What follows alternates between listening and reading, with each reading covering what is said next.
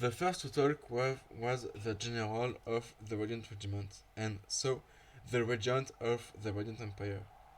He announced that he needed to send troops to the east border to prevent potential attacks, now that the Emperor died. However, he proposed the help of his regiment and the regional troops and urban militia of the western borders. Then the ambassadors of the Hellenic Empire proposed the deployment of two legions of citizens. It was a bit disappointing. The country was powerful and could send more troops, but governments probably want to wait before to risk the life of more competent soldiers. The Ardbor kingdom came at this moment. The delegates started to talk. For 100 years, my kingdom lived in the shadows of the others, with the witches of Slavza against us. But that ace came, destroyed that Dane witch, and proof that your army were weak. And it is our hope. So, we will join that ace, and for our future, we declare war against all of you. A long silence came in the room. Then the king made a sign with his hand. A soldier came and cut the head of the delegate. Well, let's go on, said the king. Immediately after, the master of the Izinati left the room.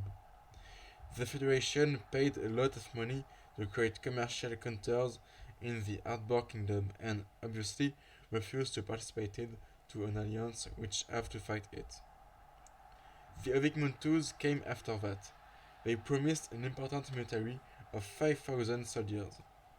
Considering the strength of the warriors, it was an important help, but moreover, their expertise in logistics will be a huge help in the situation. The help would also concern Stavza. It was not the same thing for the Great Temple. If the organization were accepted to join the alliance, they would in the same time send troops to support the army of the Ardbor Kingdom against the witches. It was the same thing for the Fjorgaishik. The Odafos came just after. The Voriopoi, Litikopoi, and Inupoi accepted to join the coalition, and the two first promised to send help to Slavza. But the Giaiopoi, for the same reasons as the Alban Kingdom, chose to join the Aes, and in the same times they proposed their help to the Ardbor Kingdom. After that, Slavza talked.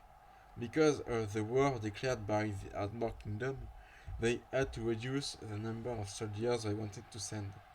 Finally, the king of Gali closed the discussion. The continuation of the banquet was very common, even if the different clothes of each country created an original mix.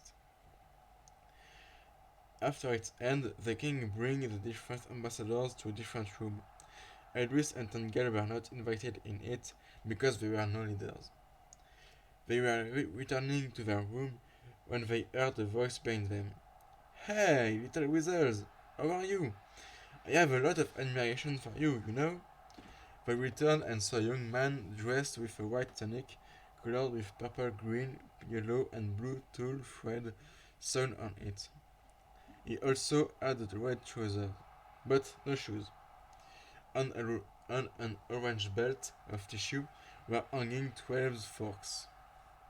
Finally, he had on his head a white mask painted with the same color as his tunic. His hairs were gathered with an orange ribbon. Who are you? Said Idris. Oh, sorry, I forgot to present myself. My name is Melarvani. I was called by Slavza to team up with you. And why aren't you with the witches? Said Tangal. Well, you see, little wizards, I don't have a real place in the society of my country, but I am here to talk about that. And so, why are you here? Said the young woman. Well, I have a request for your little wizards. I hear about your adventures in Slavza, and I would like to team up with you. "What are your abilities?" said Tungal.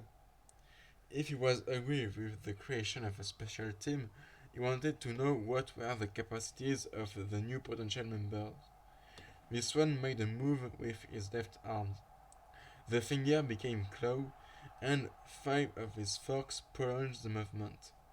The former Inquisitor noticed that the spikes were extremely sharpened and could be deadly, but moreover, he noticed the poison darts blocked by a fork behind him.